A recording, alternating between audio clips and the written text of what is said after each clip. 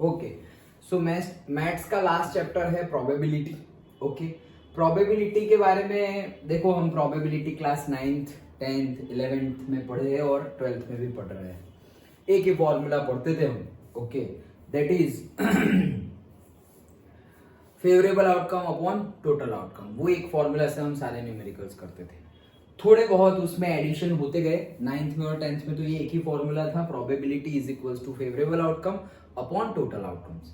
फिर 9th 10th में तो सेम फॉर्मूला पे होता रहा।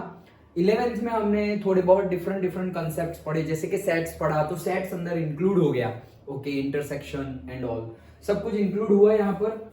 और यहाँ पर भी थोड़ा बहुत नई चीज है, बाकी सब वही है जो हमने पढ़ा हुआ था, सर्टेन इवेंट, श्योर इवेंट्स, और से प्रोबेबिलिटी 0 हो जाएगी, प्रोबेबिलिटी 1 हो जाएगी। ओके, वही सब है। चलो स्टार्ट करते हैं, बहुत इजी है चैप्टर। स्टार्ट करते हैं probability.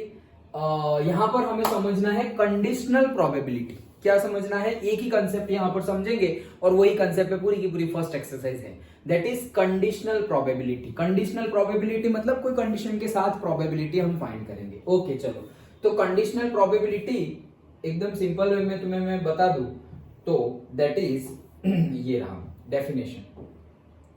Probability of the event E is called conditional probability of E. कब कंडीशनल प्रोबेबिलिटी ऑफ ई कब कहा जाएगा? Given that F has already occurred and is denoted by P E oblique F, और से P E by F और E oblique F, that is probability. हम probability of E कब मानेंगे? जब एफ ऑलरेडी ऑकर्ड हो गया होगा तब। ये उसकी डेफिनेशन है। और फॉर्मूला भी हमारा एक ही फॉर्मूला है, वही फॉर्मूला पे पूरी की पूरी एक्सरसाइज हो जाएगी, that is probability of E when given that F has already been occurred, that is number of elementary events favorable to E intersection F divided by number of elementary events which are favorable to F।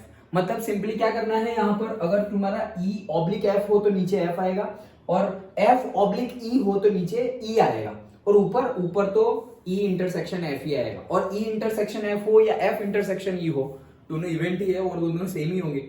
A intersection B बोलो या B intersection A बोलो, okay, वो commutative law को follow करता है। So that's it, simple हो गया। फिर से बता रहा हूं कंडीशनल प्रोबेबिलिटी क्या है। सो कंडीशनल प्रोबेबिलिटी, जैसे कि प्रोबेबिलिटी ऑफ ई को कंडीशनल प्रोबेबिलिटी ऑफ ई हम कहेंगे कब? जब F has been already awkward.